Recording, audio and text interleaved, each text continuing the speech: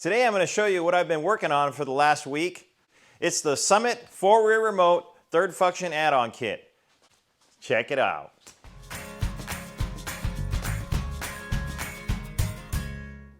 It's a universal system that can be installed on other compact and subcompact tractors. I'm just installing it on a B2601 and it seems to work pretty good. I noticed this system has been used in different industries because I actually seen these valves on my work truck. So I feel confident that the B2601 does not have enough pressure to hurt it. I mean, it states right on the valve. You can see it right there. I only had to add one fitting to the kit. It's a banjo fitting that came from WR Long that I saw on Neil Messick's channel. It connects to the return line for the top of the transmission. For this tractor, we have no power beyond connection or third function valve. So we're starting from scratch.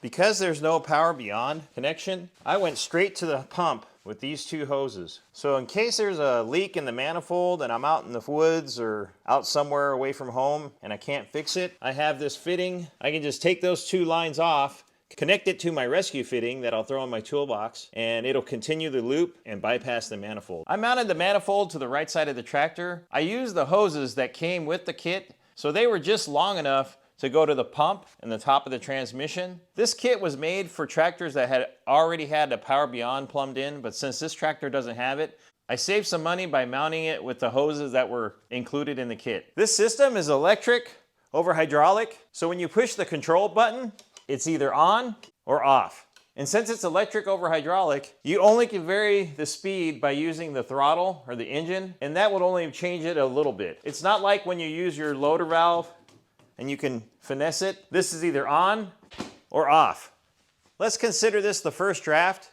I've already got some changes in mind. Like the front mount, I'd like to make a more sturdier bracket. Where they're at right now is okay, but it's only got that hose clamp holding it. I don't feel like that's gonna be able to take a hit or a branch hitting it or anything like that. So I'm gonna eventually make a bracket for that. And the other thing is, where it connects to the tractor, I modified the bracket that came with the kit since it's made for a 1025R. I feel okay with the location, but I think I'm gonna make like a brush deflector or something like that for that part. And then in the back, where the manifold is, I plan on changing that too. I would like to actually mount it horizontally. I understand what Tim was talking about. By having it on the other side, it's not blocking your view when you look over your right shoulder.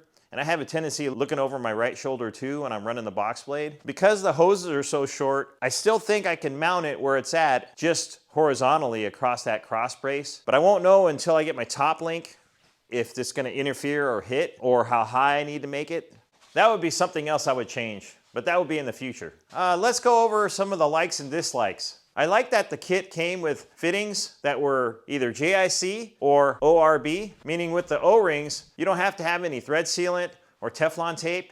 It made for a cleaner and easier installation. One of the things I didn't like about the kit, or at least for the B2601, the way it mounts off the ROPS for the switch box, it was kind of way up in the air. It kind of got in the way of my 3-point controller. I know there was an adjustment for either inside or outside of the ROPS, and it kind of flopped around a little bit or vibrated. I ended up going without it. Another thing I liked about it is the kit came with extra fittings, so you can actually change how you want your 90s or straight fittings to come out of the manifold to fit whatever tractor you're putting this on. What you don't want to do is deadhead the valve with the tractor running and nothing plugged into these ports. That'll just put the tractor in pressure relief.